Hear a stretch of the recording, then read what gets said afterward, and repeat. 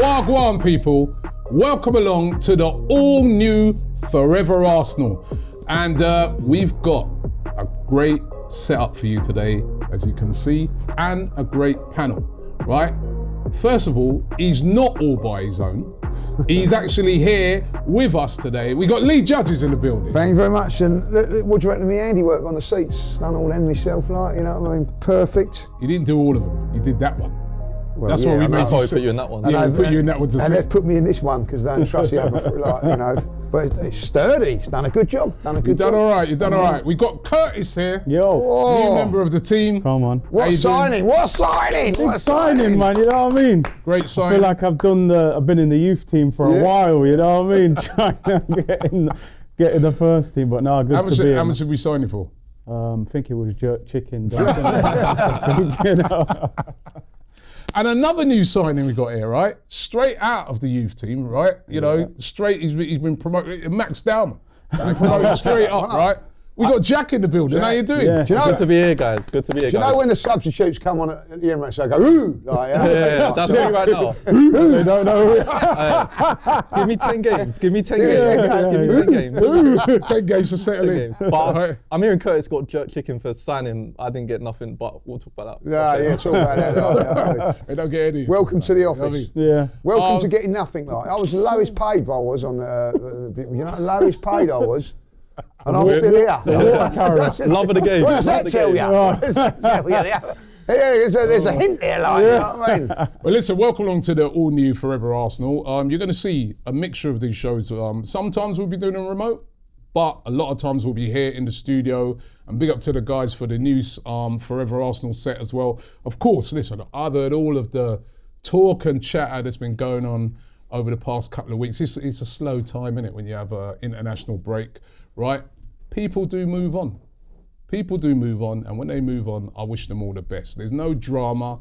There's no, you know, what I've seen, some madness out there. People move on, and we wish them all the best. But the show goes on, and this is the all-new Fourever Arsenal. It's going to be more interactive than ever. On the screen, you can see a QR code there. If you want to send a voice note into the show for us to react to, you can do that by scanning the QR code. Of course, leave your comments. We're still going to be featuring the best comments each and every week. We still got the prediction league, right? Which Lee here is trying to still say to us that he should still keep his point, Well, even though that weren't with us. Yeah, well, I think, like, you know, get in the comments, like, I have a star, right? You know what I mean? Like, you know, because everybody's left me, I don't feel like I should lose that star. You know what I mean? What do you reckon? I think you got to earn it again. It's a new format, you know, like when the Champions League changed. I'll tell you what, this is a joke already, by the way. Like, Curtis, you've gone right into, like, his mode, turning up late, you know what I mean? Like, the pair of you. You know what I mean? Like, I don't know what was wrong. Was it a bit of traffic out there? No, I'm about to. It was Listen, bad, man. Me and him come the same route, right? And the motorway was blocked. It was like literally standstill.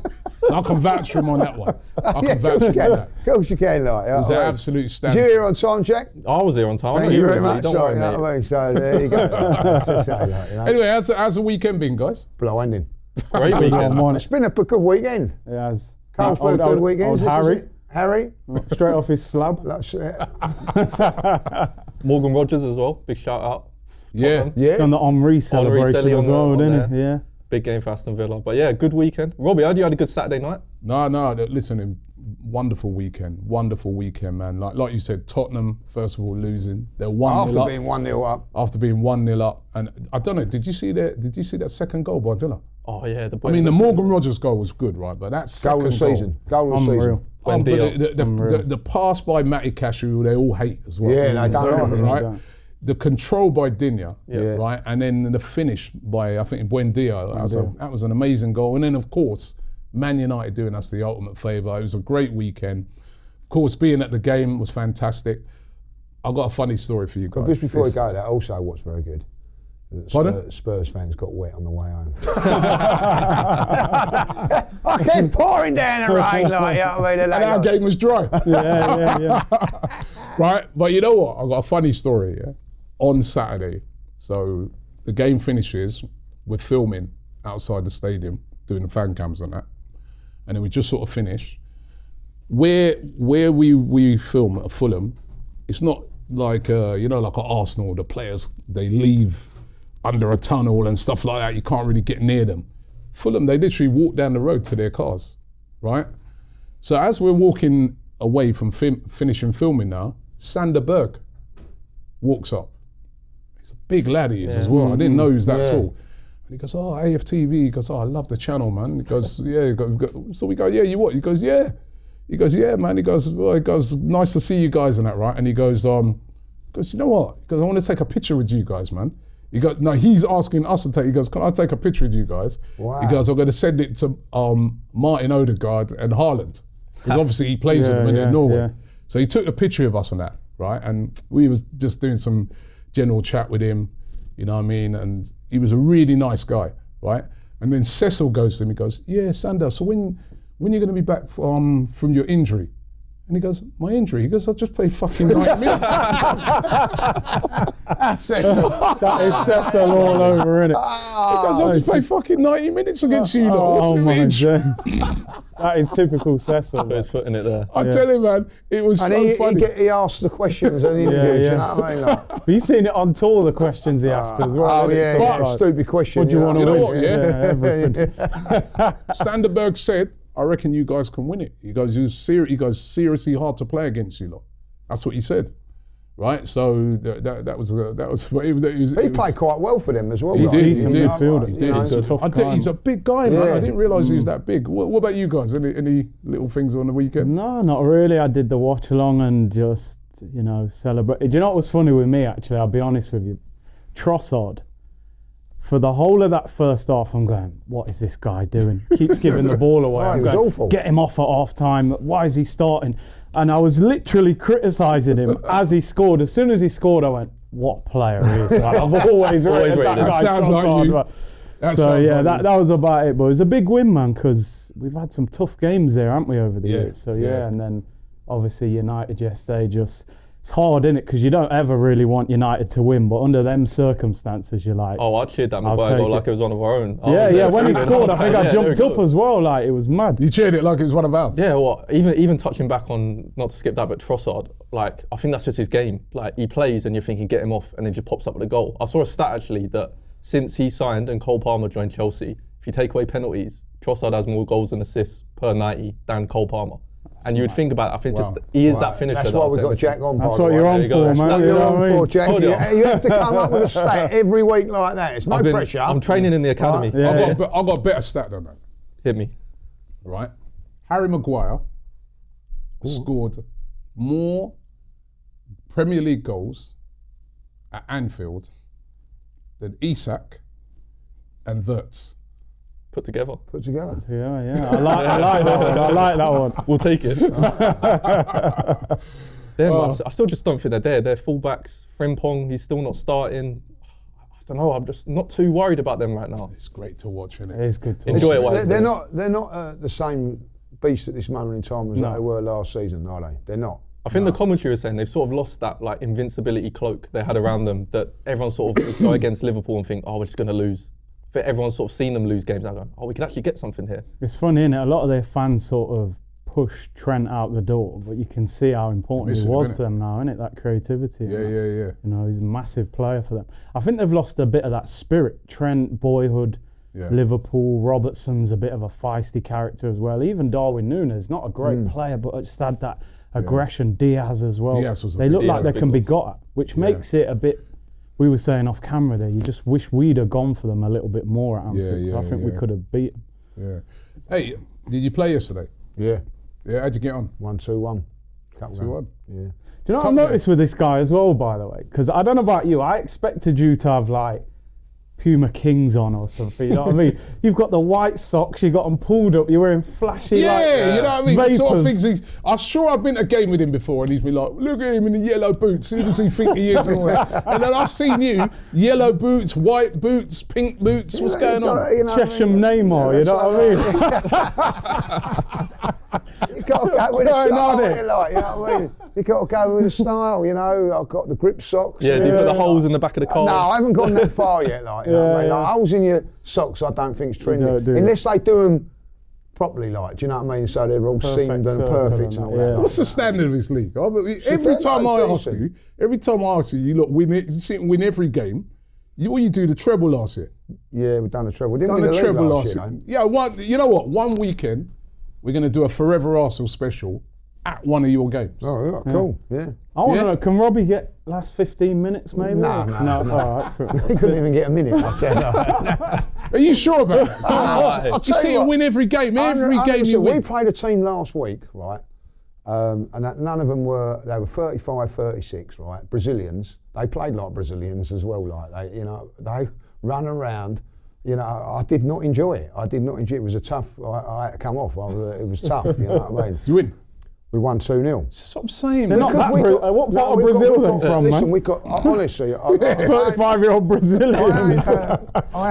We got like, they tell you what, they didn't like a good old English tackle. They didn't Yeah, like, they didn't like get that, in yeah. the rugby. Yeah. You know what I mean? But no, we got a very, very good team, like very good players, So yeah, we're coming down in 1 week. yeah, 100%, like, you know what I mean. So Yeah. the pitch Tell is you lovely. when there's a big game, let us Okay. know 1 week. Yeah. One Sunday Arsenal ain't playing. We're going to come International down break. there. Yeah, all right. We're going to come down there. We're going to do a Forever Arsenal special from your game. What team is it? Wolfram Abbey. From Abbey, yeah. Bit of safe vets, you know what I mean? Yeah, Like, So listen, the first team's been doing well. Got to the, I think, third round qualifying in the FA Cup, first round of the trophy. So they're doing really well. Wow. Yeah, it's a vibrant club, like, you know what I mean? They're all very friendly, and I'll try and sort that, and we can get use the committee room for the show, like, or whatever. Yeah, definitely. But listen, the game. Let's talk about the game. Very important win now in the context of what happened on Sunday with Man United beating Liverpool. With 4 points clear of them. City 3 points behind us because, of course, Haaland again got a win. But Tottenham lost. Bournemouth drew. It was really, really a good weekend for Arsenal. Very good weekend, and listen. What was the biggest thing for me? 7 players were probably below par. Like, you know what I mean? 6.5 if you include Saka. You know what I mean? So, We've got to talk about this. Well, I think we need to stop right here. What is your agenda with Saka yesterday? I need to know face to face. See, I told him on Saturday. He was our dangerous player.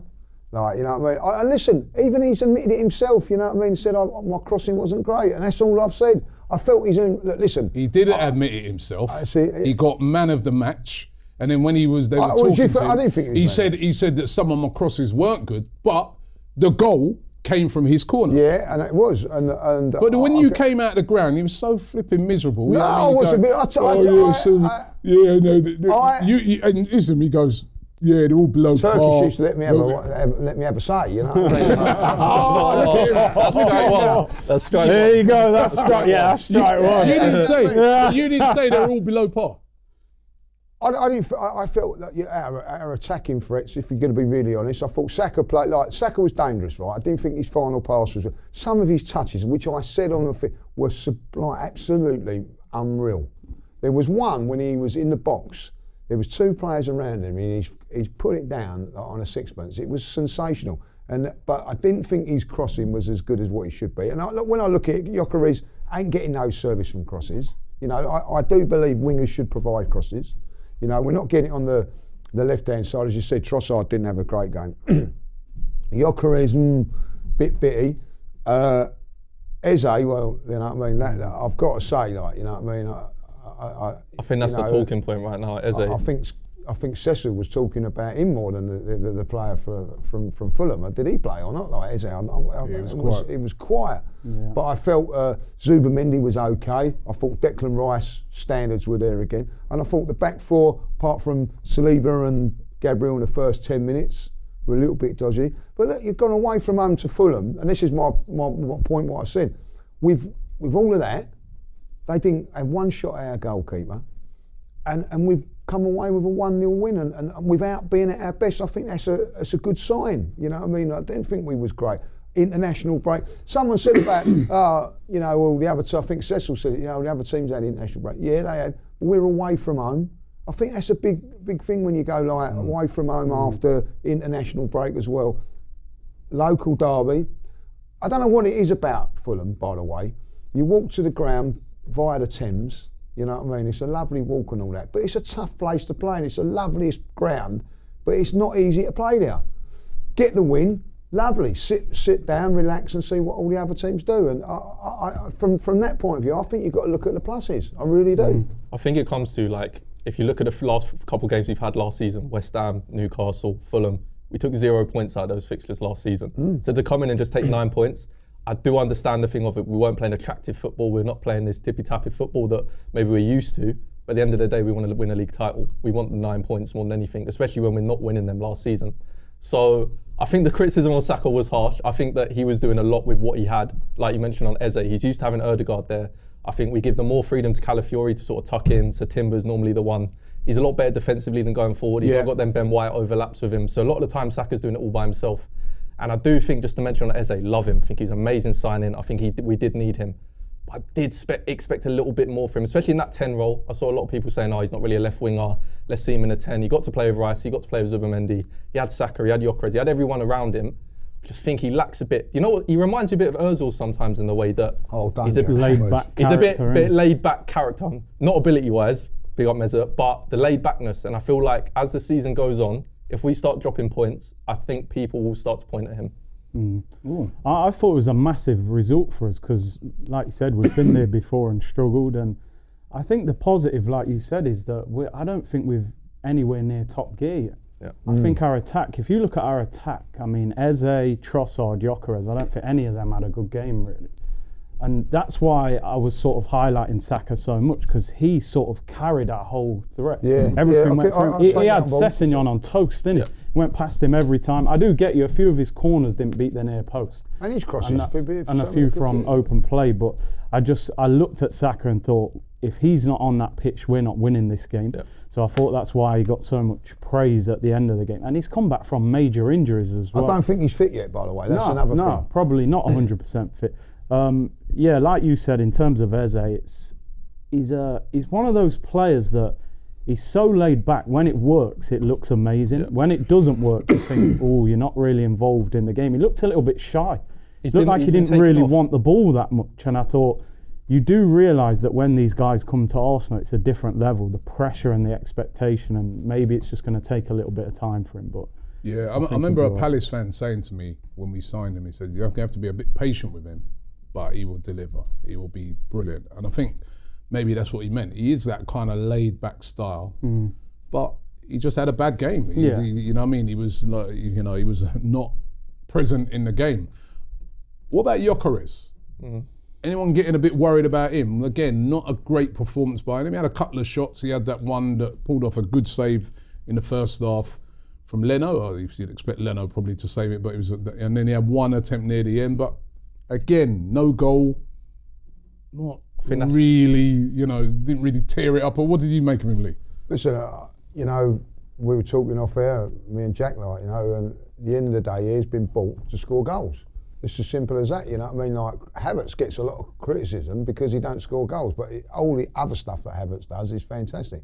I will say this with him, he does occupy central defenders, gives them a bit of a tough time. Those two central defenders would have walked off and said that was a tough game for him. By him doing that, allows a space, I think, for Saka to get a little bit more. In that game against Forest, I didn't see him being doubled up as much, and sometimes even trebled up against teams because they can't, because he's occupying two of them. But ultimately he's there to score goals, and against those sort of teams, if I'll be really honest, that's when I think he's there. Listen, the first one he has, great save from Leno, in the first half. He's put it across him. I don't think he could do much more with that, but I look at it and I think there was a few times that the ball broke down on him a few times, and I think like when you're looking at your Sakas and your Ezes and you've got to have that platform, that wall, someone that you can bounce off of and get the ball back, What he also does, and I think which helps us, is he stretches teams one way, so it gives us a little bit more in there. But these are all things that we're saying and that Havertz was doing, and people were criticising Havertz for that, you know what I mean? All those same people now are trying to defend Gyökeres for the same sort of things as what we and Jack were talking about. So ultimately, as Jack said, and I've said it as well, he's been brought to score goals, not occupy centre halves and do this and do that, score goals. you know an interesting thing that I noticed is when Emery was at Arsenal, Alba won the Golden Boot and we finished 5th. The year after Man City sold Aguero, nobody in their squad scored 20 league goals and they won the title. So if Gyökeres gets 13, 14 goals, we will probably say that's less than we expected. But if we win the league, we won't care. So I am with you, because I was one of those people who was criticising Havertz, saying he's got to score more. So I think Gyökeres has got to... It wasn't a dig at you, by the way. No. I'll let that one go. You let that one slide. Yeah, I'll let that one slide. But I think Gyökeres is still adapting. You know, and I think we're adapting to him. I've always said that Arteta's probably biggest flaw is the ability to use a striker. Aubameyang, Lacazette, Eddie, Havertz, they all struggled under this manager. So I just think it's going to take time to adapt. He needs to get a goal by any means. Because as a striker, every game that you don't score, you get more nervous, more anxious. He looks like... It's like forcing it. Yeah, he's snatching at things where you think, oh, in Portugal, he would have just took a touch and finished that. Now he's just hitting it. And so and we know Havertz is on the way back from injury, and we all sort of feel like if he's in this form, Arteta might take him out. But I think you look around the league at the moment, Isak, Wirtz, Mawani, Xavi Simons, Eze. There's a lot of attacking players that have gone to teams that haven't settled yet. So I think we've got to give him a little bit more time. Yeah, I going back to the point that you made, Lee, and I think that as well with Gyökeres, he occupies those centre halves, right? Now, I've noticed even on Saturday, look how much of the ball Trossard saw. He may not have done it a lot with it, but he was receiving the ball a lot. Where when Havertz was playing, I felt the left-hand side didn't get the ball much, right? But a lot of the ball's going out now to the two wings. You can't double up on them because he's occupying players in the middle. And he's got a bit of pace to him, and you know that he's a threat. So it is creating a lot more space for the wide players, whereas Havertz used to still drop deep. You can see he's a more direct player. He's trying to get in the box. He's hoping to get on the end of things. So you have to go with him. But certainly, he definitely hasn't settled yet. No. The other thing I wanted to ask is a lot of fans, Arsenal fans and fans of other clubs, after the game saying, well, yeah, we should be putting teams away like this, 3-4, what is it? Great defence. We've got a great defence, but it's not sustainable if it's going to have a lot of 1-0s. And what do you make of that? Do you think, is this sustainable? Because we are a dominant team when it comes to defending. In that game, we did not concede a shot on target all game. And remember, we're away from home. It's not like we're at home, we're away from home. But is that sustainable? I think it's easier to be sustainable having a solid defence and a foundation to build up from, and then rely on a Gyökeres to click, rely on a Saka bit of magic, rather than have a calamity at the back and a load of world-class forwards up front, as we can see with Liverpool right now. I think once you have that foundation to build off, when you're going to these teams like the Fulhams, the mid-blocks, the West Hams and stuff, it gives you that base that you know that if you only need one chance, as long as you stay solid at the back, you just need that one chance. But on the other side, I do hear the fact that we're Arsenal at the end of the day. We don't want to be watching 1-0s every week. We do want to see that bit of creativity. We grew up on that creativity and flair and goals, and I do understand both arguments, but I think when you look at our defensive record so far this season, 3 in 11 games, that is unheard of. 3 goals conceded, and one was a 40-yard free kick, one was a corner, Voltemade, and then Haaland, who's scoring 5 a game at the moment. So I think if you think back, I can't think of any games so far this season where I felt worried, where I felt, we're under the cosh here. Even City and Liverpool, I think we said off camera as well, we should have gone for them games even more. Looking back now, seeing how frail Liverpool are defensively, did we need to go over Marino there? Did we really need to do that? Looking at City, are they there for the taking? They seem to just be, I think Haaland's their top scorer. Their second top goal scorer has 1 goal. So it's like, if you can mark Haaland out the game, they're there for the taking. So I'm happy with the defensive stability over sort of relying on that attack. So yeah, I'm not too worried so far. Good start to the season. It's interesting that Jack turns around and says I've been brought up on creativity and things like that. Like. He's a bit younger than you, though, really. I've been brought up. George Graham. All of George Graham before that, like Terry Neal, like, you know what I mean? It's a shame, my age here, like, but and there were games like that. There were games, and I also think you have to take a little bit of away from Arsenal and say, look, you know, that Fulham are a decent side. Yeah. They had some decent players, you know what I mean? Like, I thought defensively they were pretty good. They had a threat. You know what I mean? Like from wide areas and that. But we cancelled it out. And I always see, you know, people go, well, you know, like when we've won the leagues and all that. Like, how many games were there in that thing when you think we won 1-0 and you just moved on from it? There's probably loads of games. Yeah. You know, you think back to when you beat Tottenham and you beat Man United away or Liverpool away. You know what I mean? When Merson went through 1-0 in '91 and all that. But I remember going to Sunderland away on a bank holiday. And we win him 1-0, and it weren't the most prettiest game in the world, and you just, you know, Seaman makes an unbelievable save at the end of the game, and you walk away and you go, well, we won 1-0, it don't matter, you know. I think nowadays, everybody, because there's no internet then, and you know what I mean, there weren't mobile phones then, like, you know what I mean, and things like, oh God, I'm showing my age, but what I'm saying is now is that because of what the surroundings that we're in and everything now, there's more spoke about it, where back in the day you'd win 1-0, yeah, there's nothing wrong with it, but now it seems to be, oh, you've got to do this and got to do that. I look at that and go, you know what I mean, look, Fulham away, 1-0, we played a much better game against Fulham last season. We drew. We drew. You know what I mean? So, listen, you know, I think defensively, like, the thing is with me, I think like we're 2 games now. I know people turn around and go, well, it seems that you played West Ham down the bottom, right?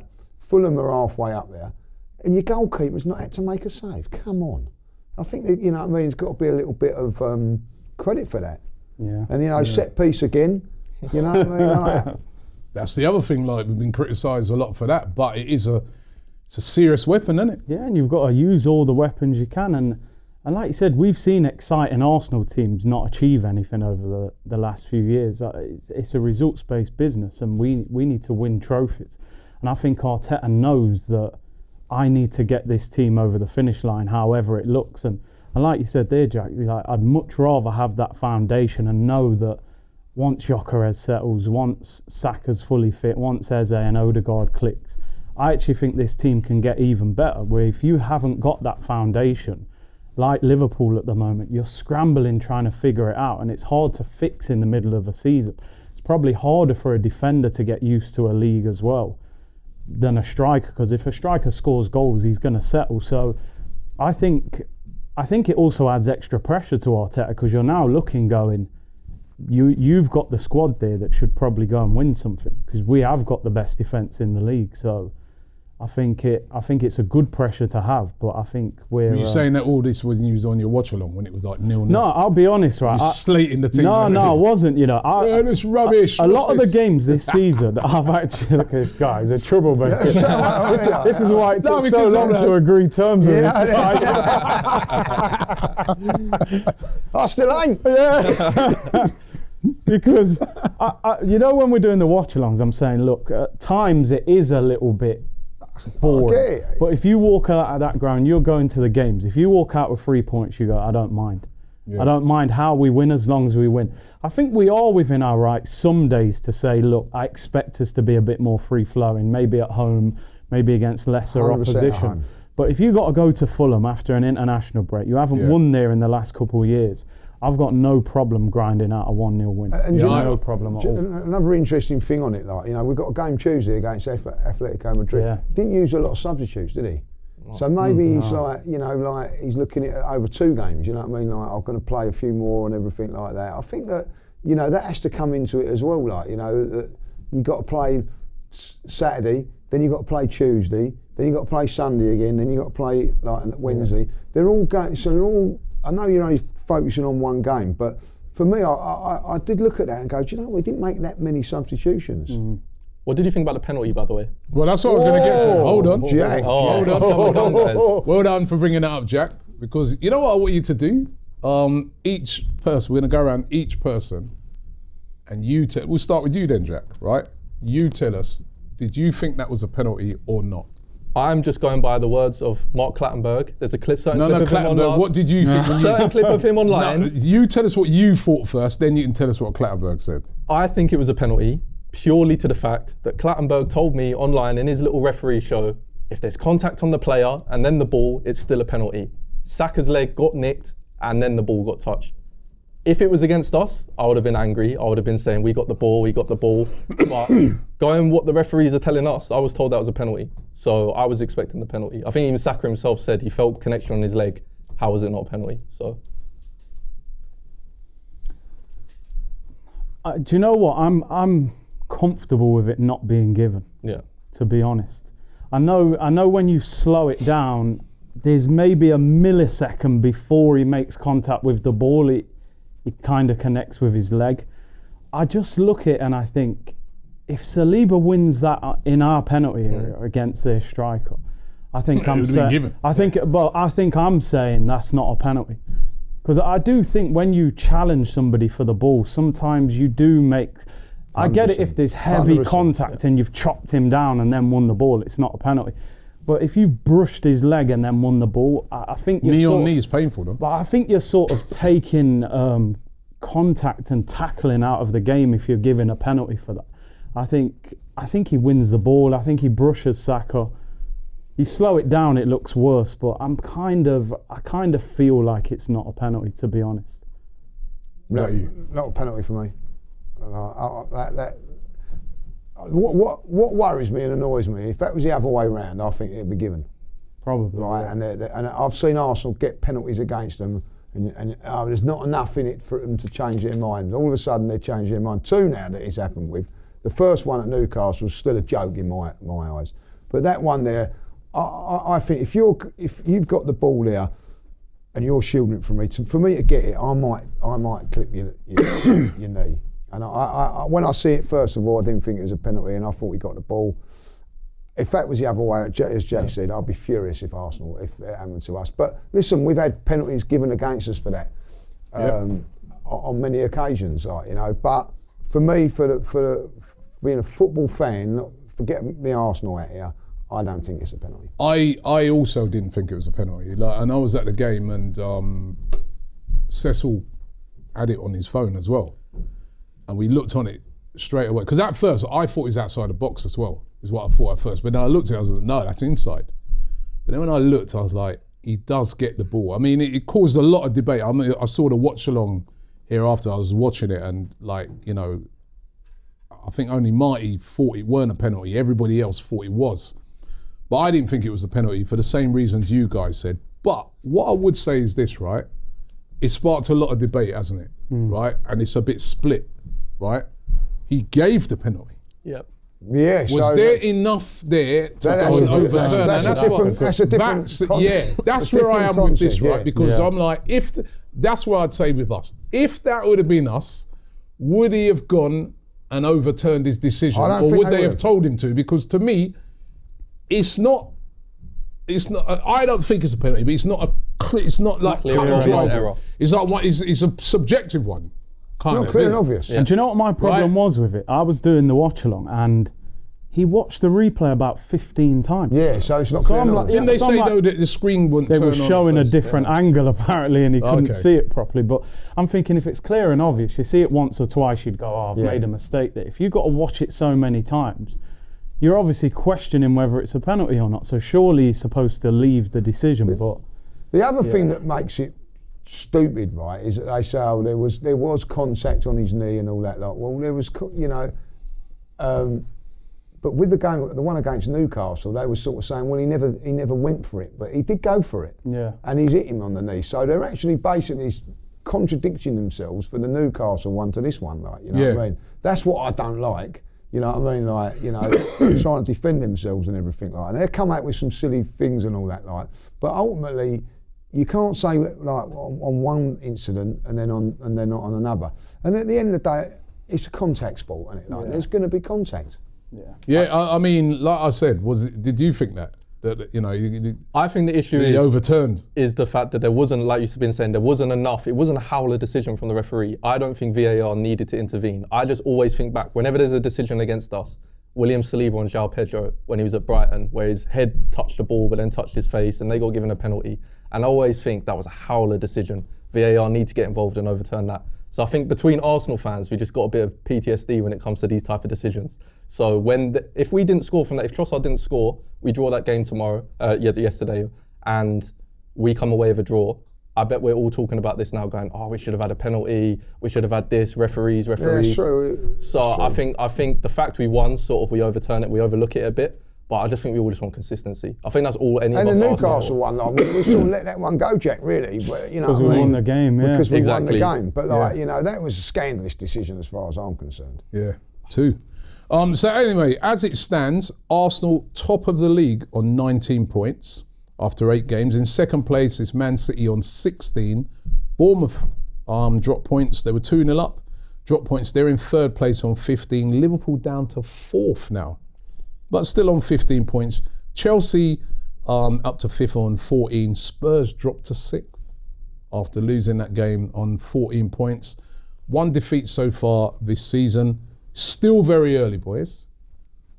I'll just ask one thing. What do we think about Ange? You know what I mean? Do you think that was right? Or of course it was right. He had to go. I mean, the way it was done was I don't think he even got to the changing room, did he? I was watching the game, Lee, yeah? Right, and when I saw Marinakis, right, he just disappeared, didn't he? Yeah, they panned, he'd gone. That's what I just said, he's over. Done. After he went 2-0 and he just stormed out. They should never have lost that game, though. I know, they should have been. Missed a lot of chances. First half, they missed so many they chances. lost that game. It was the players. But he's lost. Win. Yeah, he ain't won a game, right? The fans ain't having him. And at the end of the day, right, the guy, he lost 22 games last season in the Premier League. It's crazy appointment. I didn't mind any one of them, though. No, I didn't mind any one of them. Yeah, I didn't mind any one of them. I mean, to me, I just think he's not a Premier League manager. I don't like Ange for obvious reasons, but what I would say is when he was at Tottenham, they were playing the highest line in the league. You can remember how high they would play their line. He's then gone and joined a club that last season played statistically the lowest back line in the league. When it comes to matching up with that squad and bringing him in and using them players that used to sitting so far back, sitting in a 5-back under Nuno, and then you're asking them to play high, halfway line, defensive lines and stuff, it was never going to get sorted in 5-6 games. So I think they should have never hired him in the first place. Or if you are going to keep him, you can't let him go after 8 games, but I do understand they probably didn't think he'd lose 8. I don't think they wanted him as well, the players, because I noticed Elliot Anderson's interview. He weren't exactly sort of saying, we're devastated that he's gone or something, you know what I mean? But they didn't want Nuno to go in the first place. I think they got the fondness and the bond with the previous manager, like, you know what I mean? I've got a few friends Now they're getting Sean Forest in the coaches and that, and they said that Nuno was kind of like a father figure, where Ange's quite cold, he doesn't really connect too much with them, and I think that kind of manager, he needs a pre-season to get his own players and build. To just bring him in after a few games was never going to work. But like you said, Sean Dyche is going to get...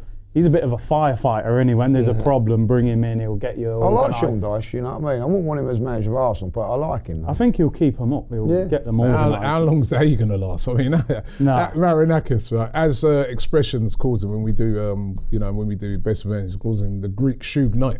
For a record. He don't mess up out, man. No. Like, they reckon he sacked him in the tunnel. Yeah. What I would say about Sean Dyche, he's done a lot of interviews over his career saying that he wish he had a chance to have a big transfer budget and work with one of these bigger clubs. What I would say is Forest have got a lot of money. They spent a lot of money. Got good players. We're finally going to see Dyche with some creative midfielders, a bit of transfer money behind him. Could we see something different for him? No. Could we? It'd be the same old thing. Well, I like to see that. See if he can express himself a little bit more, like, you know. Martin O'Neill said today, I was coming in, like, listening, he said, like, that, you know what I mean, I've done better than Ange. He got about 6 weeks more, like, you know what I mean? No, this management thing is like ruthless. The Fourever Arsenal, ruthless. Anyway, talking about managers, on Tuesday we come up against another fiery manager. Diego. Right? Yeah. Right, Diego Simeone and Atletico Madrid. One of my mates said to me yesterday, he's a United fan, he goes, could possibly be the most boring game in the Champions League because both of you play a boring style, which is very insulting, right? But we're very strong defensively and, good strong defensive setup. They're also known for that as well. How do you see this game going? Arsenal versus Atletico Madrid. Of course, perfect record for Arsenal so far in the Champions League. Playing at home. Atletico need to get going in this. I think they've only got 3 points so far. Or they have started picking things up. How do you see it going, Lee? I don't know about you, but look, like, going to Fulham, I was nervous and all that. Like this one, I'm a little bit more relaxed because there's the jeopardy is not so bad. You know what I mean? You can afford to draw a game here and there. You know what I mean? Where I don't think we can in the Premier League at this moment in time. So I'm quite looking forward to this game, like a little bit more relaxed, and I think that may help us a little bit, like, you know. So listen, I think it's going to be a tough game. I think they're a little bit more creative this season than what they have been in the past, and you know, I don't know why that is. Maybe there's certain players that they've got that now that they didn't have, but. I think it'd be a good go. It's a good test for us. This one, I think it's a good test. I think that they're fourth in La Liga at the moment. Yeah, so like, you know, we played Bilbao, who were probably like 10th or whatever. Like, so it's a step up from Spanish opposition.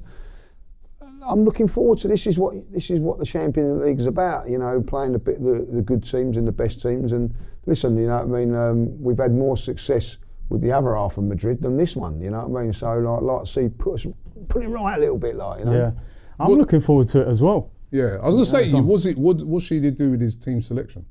Would you make changes, big changes? It's hard, isn't it? Because we only played a couple of days ago, so he might need to rotate a little bit. But I don't think he can make wholesale changes. If you're picking a team Tuesday, what changes you make? I think you could change maybe Trossard, maybe bring Martinelli in on the left. Yeah. I think you could possibly bring Lewis Skelly in maybe. I don't think you can make many changes, to be honest, just because of the quality of the opposition. I think it's also a great test for Arteta as well, to go against Simeone. He's a real dog of a manager, and I remember Gary Neville on the overlap said when he was at Valencia, he felt like Simeone chewed him up and spat him out on the touchline with all his antics and stuff. So, like Lee says, I don't think Atletico are as defensive as they used to be. So I don't think it will be like some 0-0. I think we'll actually see a few goals in the game. You look at Alvarez's form and Griezmann and players like that, and like you said, they've started slow. So they could probably do with trying to beat us. So I think we've got a good chance. I want us to go for it. I think purely for the fact Europa League, Atletico Madrid, Griezmann doing a silly Fortnite dance in front of our fans after Mustafi's on the floor, Koscielny's kicking at his face. I think we're owed a bit of revenge for the fans that are in that stadium. But as you said about Atletico, I think they've conceded 10 goals in 9 games this season in the league. So they're not the Atletico that we might think they are. They've definitely picked up in the last 4 or 5 games. I think they had a good result against Real Madrid. And like you said, Julian Alvarez, what a player. I think even Guardiola said something in his conference the other day that he was like, wow, I wish we had him still right now. It's a shame that he had to go. He is looking like an incredible set pieces, on the ball, off the ball. I think he's that Champions League type player where if the game's dead at 60th minute, he could just pop up and score. But when it comes to the team selection, I think we're at home. I think Atletico will respect us. I think they'll come and sit back and play their game. So when it comes to our team selection, I would like to see a bit more creativity in that midfield maybe. Maybe that Eze stays, but I do see him putting Merino in the midfield for this one. Just I think Spanish opposition. Marino instead of Eze? I think he'll put Merino in. I'd rather keep Eze there. Maybe not the best performance last game. Lee mad now. He said he never wants to see that he's going to put formation there ever again. I think due to the fact that he played in Spain, I think due to the fact that Atletico are a better opposition, he's going to put Merino there. I think the sooner we get used to that now, the less disappointed we'll be. I think maybe there's a call for putting Merino up top for this one. Yeah. I think there's a call for it, like, you know what I mean? Don't you think you've got to kind of let Gyökeres play into form? I do, but you know, I'm looking at this and thinking it's going to be tough 60, 70 minutes.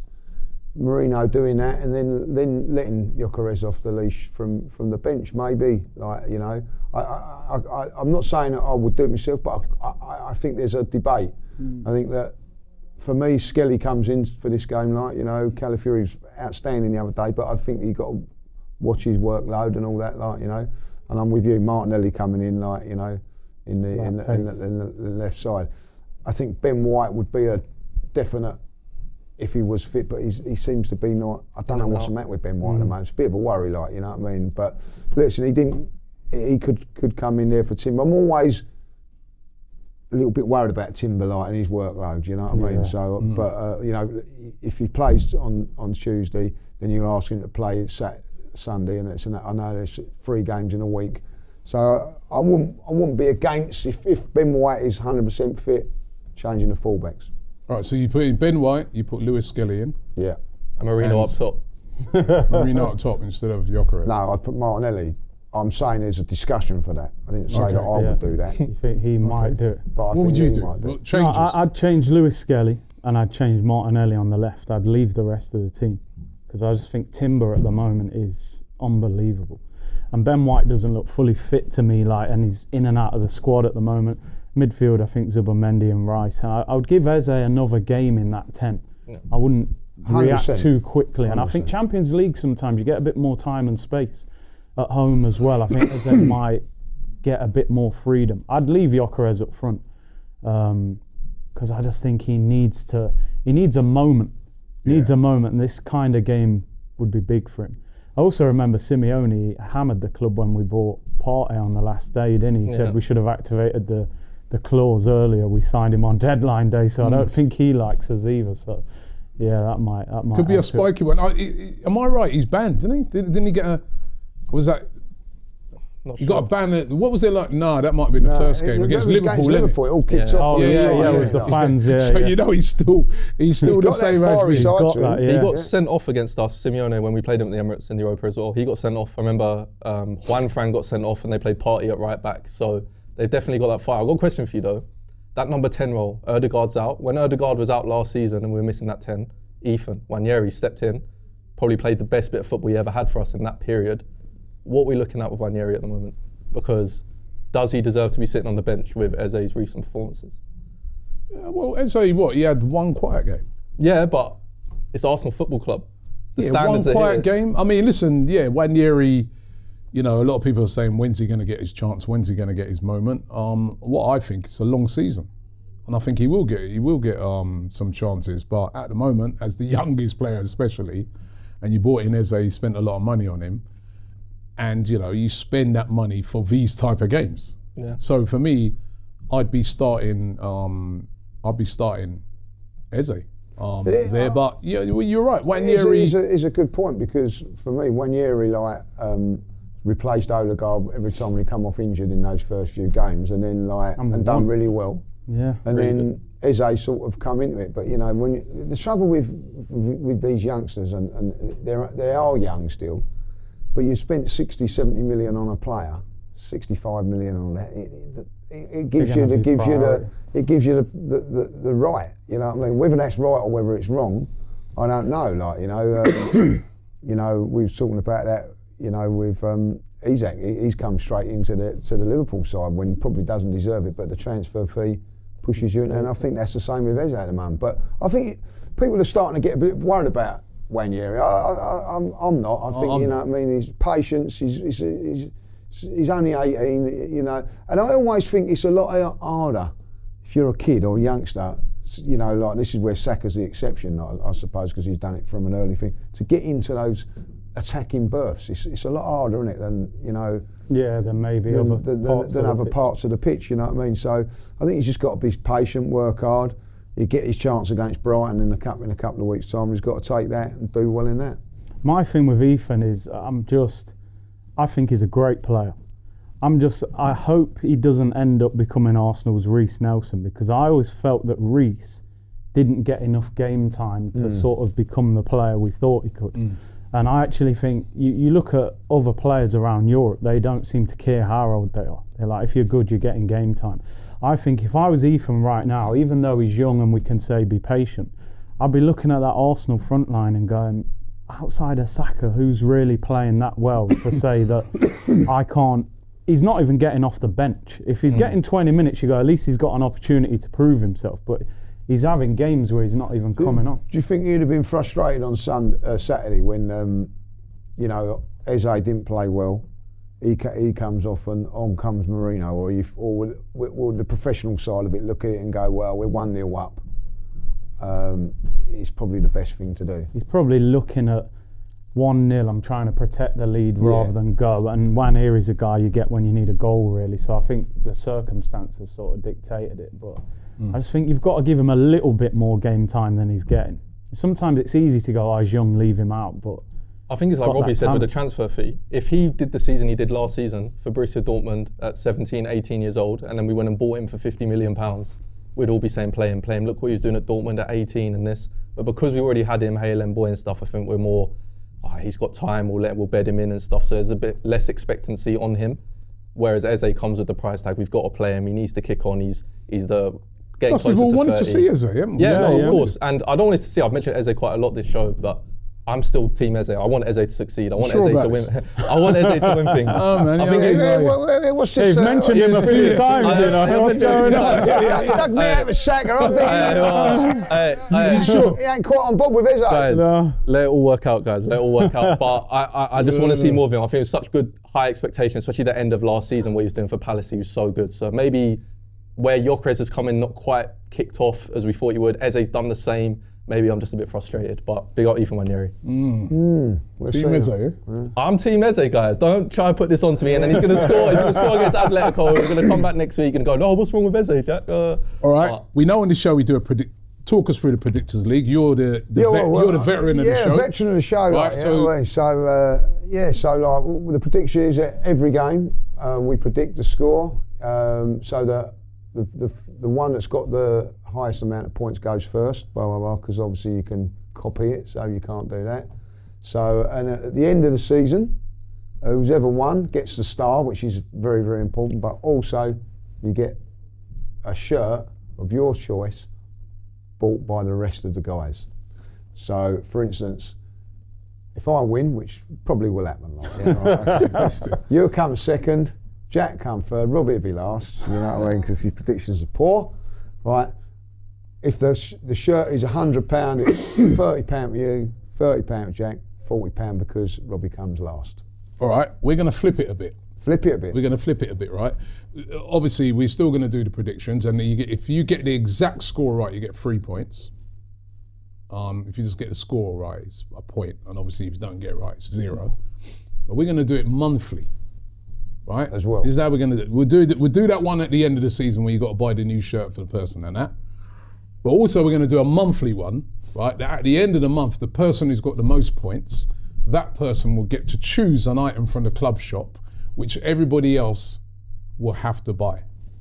Is that fair enough? Could be an expensive show, this one, man, I'm telling you. What, when you say is it like an Arsenal torch or an Arsenal pencil you're allowed to buy? If you want an Arsenal pencil, you can get an Arsenal pencil. Well, it can't be like the I don't want to don't get like anything. It's got to be a certain amount of money. Little skin flints. Well, look at this guy, you know. Yeah, right. We're trying to bring it up now, you know what I mean? Yeah. He was all confident a minute ago. Yeah. These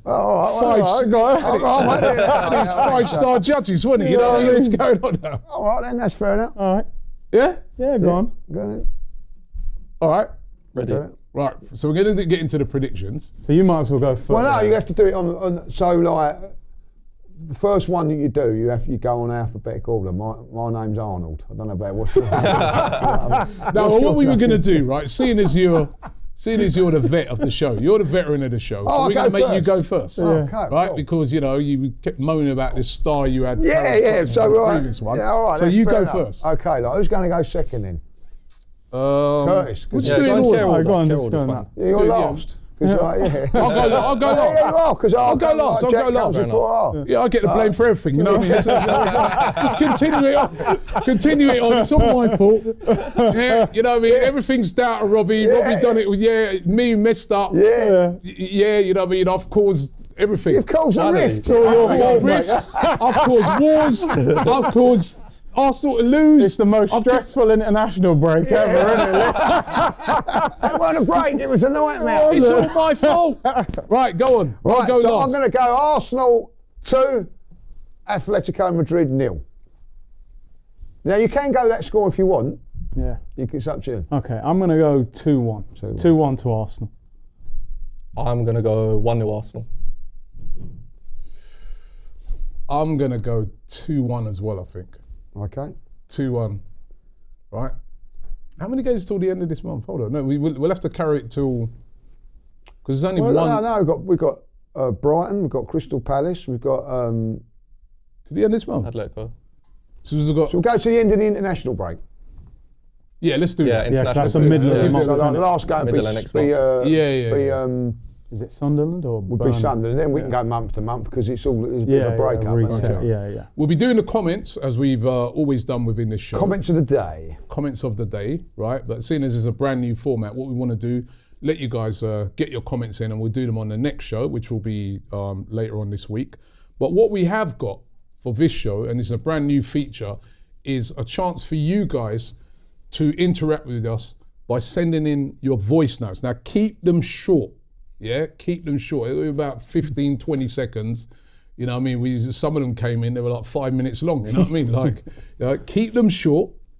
Send a... What is that? Does it come from you? That's one from one of these people trying to get me, you know? Get him out! What have you done? Loads of effing and blinding him, right? But listen, no, keep them short. Keep them short, right? Send them in and we'll react to them. We've got a couple today. Oh, brilliant. Yeah? We've got one. All right, let's run it. Let's run it and hear what this one's got to say. Hey guys, I just wanted to get your opinion on the narrative around Arsenal at the moment. So most people are saying that what we're doing at the moment isn't going to be able to be sustainable, but I feel it's the opposite.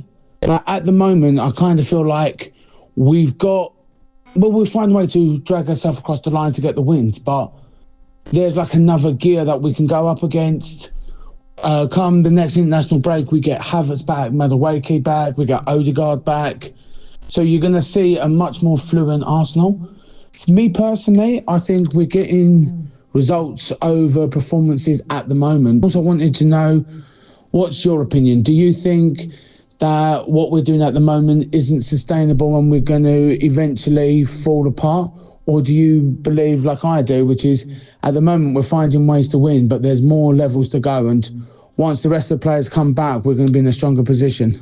Okay, that's a great point. Curtis? Yeah, I mean, we sort of touched on that, didn't we? Yeah. But I think to be in this situation we're in and not even be at our best yet, I think we've got to view that as a positive and think if that attack can sort of level up with what our defence is doing, I actually think we can even get even better. So I agree. I think early in the season, get the results and let the performances grow. And like he said, we've got about 4 or 5 players to come back from injury. We're going to struggle to get people on the bench when they come back. Jesus, Havertz, Odegaard, Madueke and Capio haven't even hardly seen him play yet. So Yeah.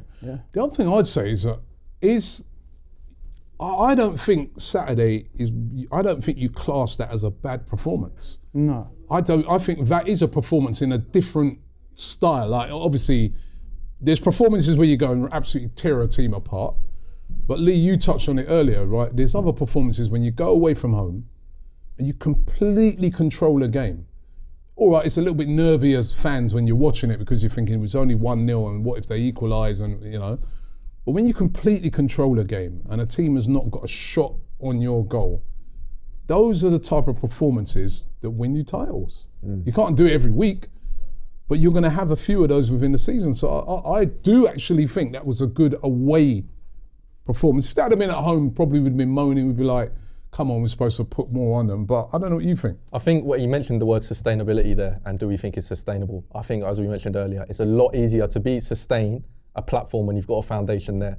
And it's not just the Fulham game we're looking at. Like you said, we didn't concede a shot on goal. It's not like we only won 2 games straight, like Lee said. Yeah, it's not like we only won 1-0 because Raya made 6 saves and we got lucky. We won 1-0 and they didn't look like they were ever going to score.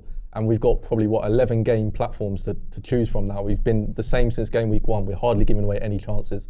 So I think, as he said as well, Madueke coming back, who was brilliant. We were all giving loads of praise when he first started.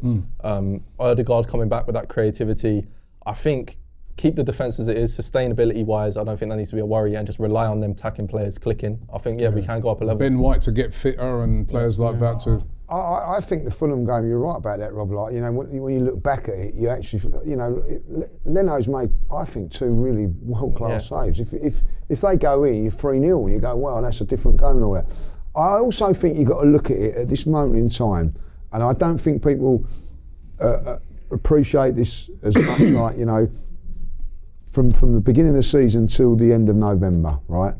You've got international games in that as well, where you're getting broken up and everything like that. The momentum for Arsenal had before the last international break, you've got to get that again. Like, you know, and that takes 1 or 2 games and then it stops again. But also what you've got Champions League games in between this as well, like, you know. So you've got to change the team around a little bit, you know, give everybody so you can't get that momentum going as much.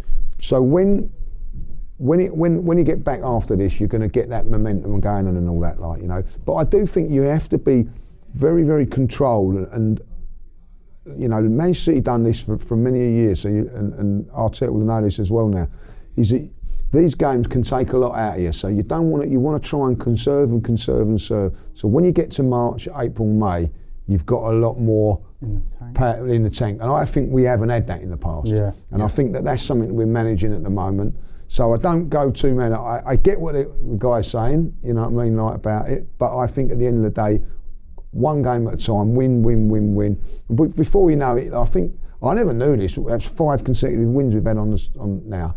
I didn't know that, like, you know what I mean? You just think like, oh really? Like, you know, and that's what you got to do. Before you know it, it's 10. And that's what you got to look to do. Yeah, we got one more. See if we can run that one. One more voice note that's coming. As I said, don't forget you can send yours in, scan the QR code on the screen. Let's say it's the last one. Oh, yeah. All right, so that's the voice note section. I thought we had another one, but we only had one. Early days. Thank you to the production team. That's it. Throw me under the bus. That's it. They're all coming for me again, man. No, it's all good. But remember this feature. Each and every week, want to hear from as many of you as possible. This is your show, right? So want to hear from as many of you as possible. You can scan the QR code on the screen, or you see the number, the WhatsApp number, and send us in your voice notes, but keep them brief. It can't be too long, otherwise we're not going to be able to listen to it. But keep it brief, to the point, and we'll try and answer as many of them as we possibly can. But thank you very much for that one. We're coming to the end today. I mean, how have you guys felt about it? It's not been a bad show. Like, could have been worse, I suppose. Like, you know.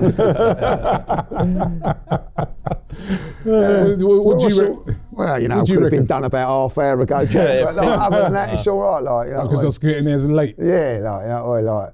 So, I want to know when we're sitting there on the remote one, like, you know what I mean, and what they're going to say, like, you know, the stair lift weren't working or something like that, like, do you know what I mean? So internet's dodgy. We're used to it. Yeah. I locked myself in the bathroom. I couldn't open the door. Well, you know, those excuses are coming up. You enjoyed it, Mr. Shaw? Yeah, good to be here, man. You know what I mean? Me and you always arguing, debating football anyway, so it's good to be. We started off with a light one. There's not been much to. No, because we're winning. Wait till we have a bad result, then it will start. You know what I mean? It'll start. Well, hopefully we don't. Hopefully we don't. No.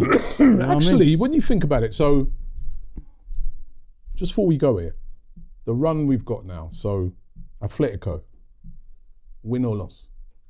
Win, draw, or loss. Win. You're confident we'll win, yeah? Well, we've all predicted. Yeah. Palace. Where was you? I'm coming off the show. Got to be beating Palace. Yeah, they're a good team. At home. Yeah. We should be beating everyone. We've got to be beating them. Yeah. I'm gonna say win for all of them. No matter how you list it. Brighton. Win. Yeah. Then Burnley, right? Win. Yeah. Should be. Then international break. No, Sunderland. Sorry, and then Sunderland. Prague and Sunderland. Should be winning all of them. Should be winning all of them. I think that Sunderland game will be the toughest. That's so, Jack, you're right. That's going to be. That is going to be right before. And do you know what my biggest worry is? After that, we come back and we've got Tottenham and Chelsea and Bayern Munich. You know what I mean? After the international break. So really, that Sunderland game is massive game. Massive. Got to go there. Yeah, and got to go. They've done fantastically well, by the way. Yeah. What a signing he's been for them. Their keeper as well, Roof's shout him out as well. Great keeper. Yeah, he's been making some great saves, hasn't he? All right, well, guys, listen, that's it. Thank you very much. Don't forget, we'll be back. I think we're back on Wednesday. Yeah, because with another show straight after the Atletico Madrid game. Hopefully, as we've all predicted, it's a big win. Hopefully, it's 2-1. Right? I went for 2-1 as well. Yeah, pencil case, didn't he? He also them teddies. But, big up to the production guys, and don't forget, you know, I mean, some of the shows will be in the studio, sometimes it'll be remote, right? But listen, we will be here for you with Fourever Arsenal. The show is back, people. Make sure you subscribe here to AFTV. Once again, thank you very much, Jack. I think you made a great debut, man. Yeah, thanks for having Very me. You'll have to follow that up now. I gotta keep going, kicking on. We need Next them, game. we need Next them game's next. stats. After a few weeks, we won't be going, who? Yeah. Let me settle like your Chris. Let me settle like your Chris, and I'll be there. At the moment, we're Team Jack. At the moment, yeah. Not like his teammates are here. Thank you very much, Curtis. Yes, bro. Brilliant. And Lee, as always, the veteran in the building. Thank you very much. Right, well, this is your show, man. Thank you very much. And thanks to you guys out there. It's your show. We'll be back on Wednesday. And as I said, don't forget, get those voice notes into us and get those comments in. We'll be going through more of them on the next show. Thank you.